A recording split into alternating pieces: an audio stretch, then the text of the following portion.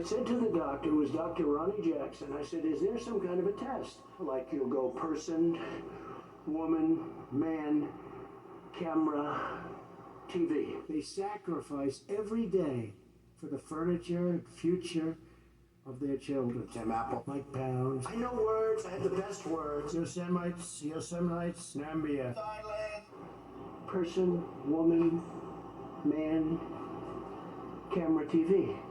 They say, that's amazing. How did you do that?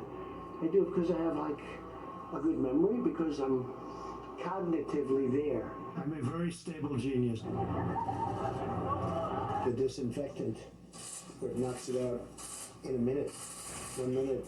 And is there a way we can do something like that by injection? I tested positively for negative, right? Guys, that really happened. It can happen again. So he may be, in his imagination, the most stable of geniuses with all the best words, but even with all that going for him, he might be better served to remember what a person in a glass house should never do with stones. Listen to how he's mocking President Joe Biden. How many times, by the way, has he been up at a speech where he'll say the wrong state, right? He'll get up. It's great to be in the wonderful state of Ohio. Sir, you're in Florida. If he's in Pennsylvania, it's wonderful to be in the state of Delaware. What is wrong with this guy? What's wrong with him? There's something wrong. Once that happens, you might as well leave the stage, because it's a disaster no matter how good it is. We're in North Carolina. It's great to be in Idaho. No, you're in Iowa. We'll go with it, right? It's really bad when that happens. Well, watch what you say, because you never know when the tables will turn. Here's Donald Trump over the weekend.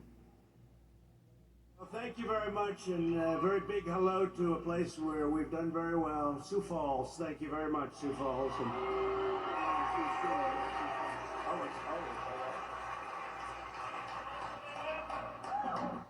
so Sioux City, let me ask you, how many people come from Sioux City? So again, I'm Mystique. I talk on TV for a job. It's not about that.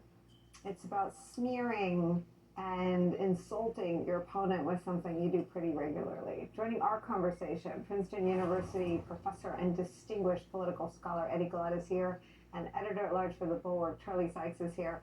I do not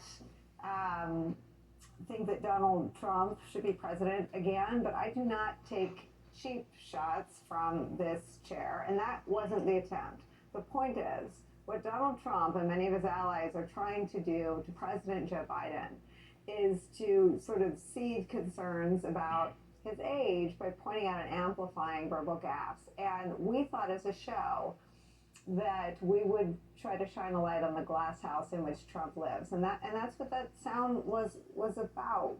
My question for you, Charlie, is there's no chance it stops, right? No, there's no chance. In fact, one of the interesting things about Donald Trump is how addicted he is to projection. How many of the things he accuses his opponents of are actually things that he engages in. But I have to say that with Donald Trump, and by the way, Donald Trump is going to be a target-rich environment for gaffes, but the problem is not the gaffes, it's the substance. So this weekend, where he didn't know whether he was in Sioux Falls or Sioux City, he's talking about bringing back the Muslim ban.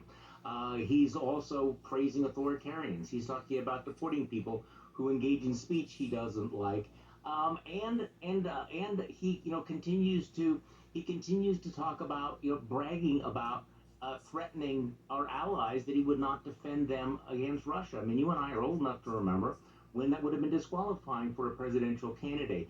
Telling our NATO allies that if they don't pony up a certain amount of money, he would not defend them against Vladimir Putin.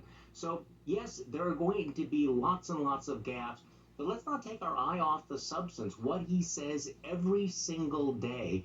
And I think that there's a certain level of exhaustion. We talked about being numbed by this, because he says things that at one time would have stopped the political world in its tracks. Now he's throwing out Muslim bans and deportation and talking about violating Article 5 of the NATO treaty, and it's kind of a collective shrug. I think that's dangerous too.